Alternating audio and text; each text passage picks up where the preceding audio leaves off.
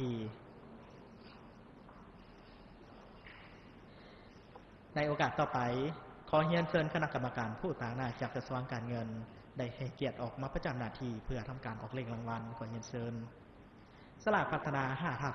5/45 ซื้อ1เกมสามารถลุ้นได้3รางวัลรางวัลที่1ต้องคือ5หมายเลขจะสลับอยู่ตำแหน่งใดก็ได้มูลค่ารางวัลเริ่มต้น1คือ250ล้านกีบรวมเนี่ยของรางวัล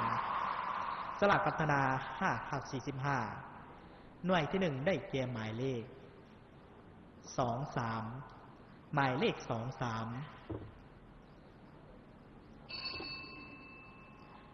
รางวัลที่2ต้องคือ4หมายเลขจะสลับอยู่ตำแหน่งใดก็ได้รางวัลละ4ล้านกีบรวมนี้ของรางวัล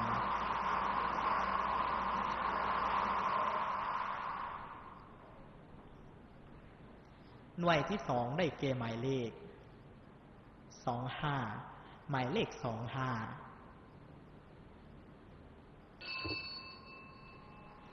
และรางวัลที่3ต้องถึง3หมายเลขจะสลับอยู่ตำแหน่งใดก็ได้รางวัลละ52,631กีบรวมนี้ของรางวัล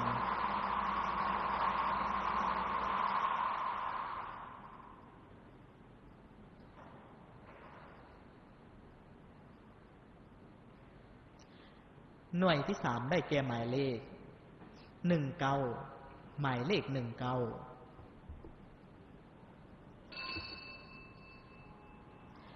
สลากพัฒนา 5/45 สำหรับรางวัลที่1กรณีมีเงินรางวัลสะสมแบ่งจะได้บวกเพิ่มใส่กับรางวัลเริ่มต้นในแต่รางวัลตามจำนวนของผู้ถือรางวัลตัวจริง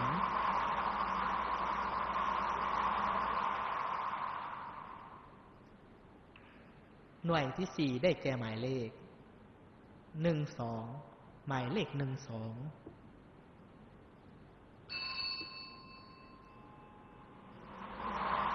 สลากพัฒนา 5/45 นำไส้100 บาททั้งหมด45 100 บาทในการเสี่ยงเอา5 100 บาทมาเป็นผลการออกเลขรางวัล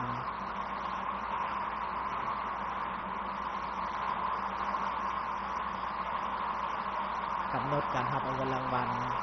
แม่น30 วันนับแต่มื้อออกเลขรางวัล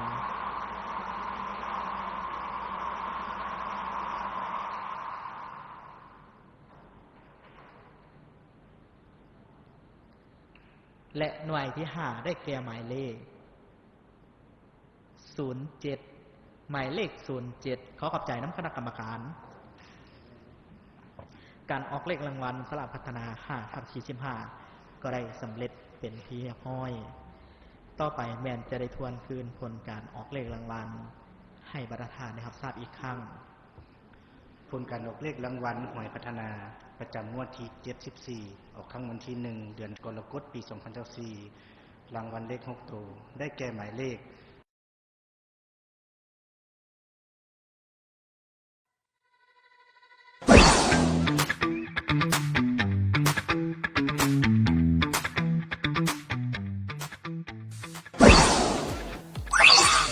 สบายดี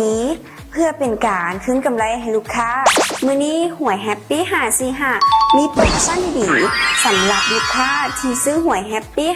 545แล้วผู้ถือรางวัลแฮปปี้จะคืนคะแนนให้ใบบินที่ผู้ถือรางวัลสูงถึง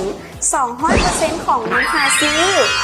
กติกาง่ายๆเพียงแต่ทานส่งใบบินที่ผู้ถือรางวัลลงกล้องคอมเมนต์แล้วกดแชร์โพสต์นี้แล้วภายใน1อาทิตย์ต้องซื้อเลข2งวดขึ้นไป